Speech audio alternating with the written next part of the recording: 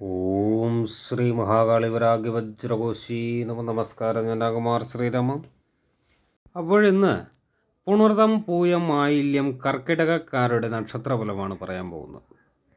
അതുപോലെ ഫലം പറയുമ്പോൾ മുഴുവനും കേൾക്കാൻ ശ്രമിക്കുക. ദോഷഫലങ്ങൾ പറയുമ്പോൾ വീഡിയോ ഓഫ് ചെയ്ത് പോകാതിരിക്കുക. ഇവിടെ മിശ്രിതമായിട്ടാണ് പറയുന്നത്. ദോഷഫലങ്ങളും കൂടെ പറഞ്ഞാൽ മാത്രമേ നിങ്ങൾക്ക് മുൻകരുതലെടുക്കാൻ പറ്റൂ.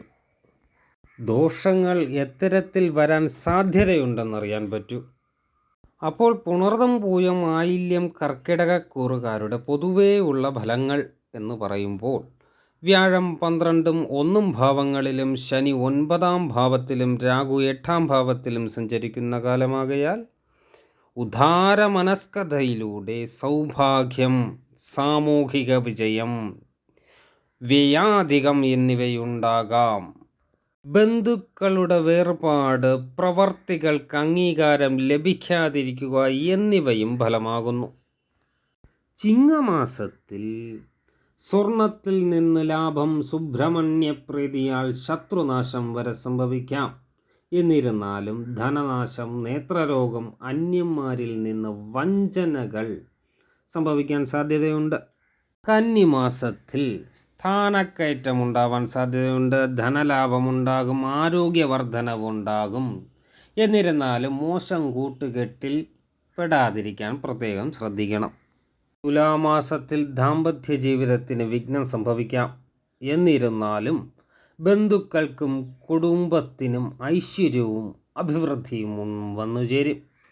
വൃശ്ചിക മാസം ഇവർക്ക് അത്ര കണ്ടുപോരാ.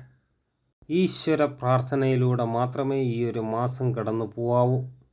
ശത്രുപീഡ, രോഗപീഡ, സന്താനം നിമിത്തം ദുഃഖം, കുടുംബകലഹം. ധനുമാസത്തിൽ സർവ്വരോഗദുഃഖ ദുരിതങ്ങൾക്കും മറുതി വരും. എന്നിരുന്നാലും കലഹമുണ്ടാവാൻ സാധ്യതയുള്ളതിനാൽ ശത്രുക്കളിൽ നിന്ന് അകലം പാലിക്കുന്നത് നന്നായിരിക്കും.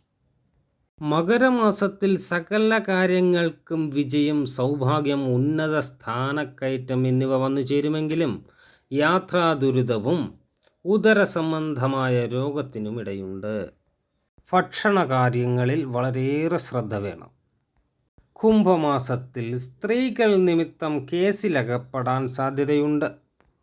അതുകൊണ്ട് ഈ നക്ഷത്രക്കാർ അന്യ സ്ത്രീകളുമായി ഇടപഴകുമ്പോൾ വളരെയേറെ ശ്രദ്ധിക്കണം. എന്നിരുന്നാലും കാര്യവിജയവും പുത്രലാഭവും ധനപുഷ്ടിയും ഒക്കെ ഉണ്ടാവാൻ സാധ്യതയുണ്ട്. അതുപോലെ മീനമാസത്തിൽ ക്ഷേത്രദർശനത്തിനും പ്രാർത്ഥനയ്ക്കും കുറച്ചധികം സമയം കൂട്ടണം. മാനഹാനി, ഒടിവ്, ചതവ്, രക്തസംബന്ധമായ രോഗങ്ങൾക്ക് വരെ സാധ്യതയുള്ള സമയമാണ് മീനമാസം. മേടമാസവും ക്ഷേത്രദർശനവും പ്രാർത്ഥനയും അതുപോലെ തുടരണം. കാരണം മേടമാസവും അത്ര കണ്ടുപോരാ.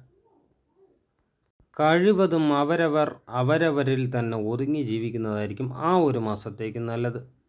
മത്സരബുദ്ധി കൂടാൻ സാധ്യതയുണ്ട്. അതുകാരണം ധനനാശം സംഭവിക്കാൻ സാധ്യതയുണ്ട്.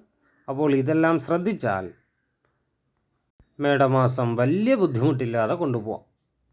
ഇടവമാസത്തിൽ ഇവർക്ക് അതിഗംഭീരമായ തിരിച്ചുവരവുണ്ടാവും. സകല കാര്യങ്ങൾക്കും അഭിവൃദ്ധിയുണ്ടാവും. എല്ലായിടത്തും വിജയങ്ങളുണ്ടാവും. പല വഴിക്കും ധനലാഭം വന്നു ചേരും. കുടുംബത്തിൽ ഐക്യതയും ഭരണപുഷ്ടിയും ഉണ്ടാകും. മിഥുനമാസത്തിൽ സത്പ്രവർത്തികൾ കാഴ്ചവയ്ക്കാനിടയുണ്ടാകും. സ്ഥാനക്കയറ്റമുണ്ടാകും, ധനലാഭമുണ്ടാകും. ഇഷ്ടമുള്ള ആഹാര സാധനങ്ങൾ കഴിക്കാൻ സാധിക്കും. വിശേഷ വസ്ത്രങ്ങൾ ധരിക്കാൻ സാധിക്കും. കർക്കിടക മാസത്തിൽ ഇവർക്ക് അധികാരമുള്ള സ്ഥാനങ്ങൾ വന്നു ചേരും. സാമ്പത്തിക നേട്ടമുണ്ടാകും, കാര്യവിജയമുണ്ടാകും. സർക്കാരിൽ നിന്ന് ആനുകൂല്യങ്ങൾ വന്നു ചേരും. ഇനി ഈ നക്ഷത്രക്കാർ മോശ സമയമെന്നോ നല്ല സമയമെന്നോ നോക്കാതെ ചെയ്യേണ്ട ചില വഴിപാടുകൾ കൂടെ ഞാൻ പറയാം.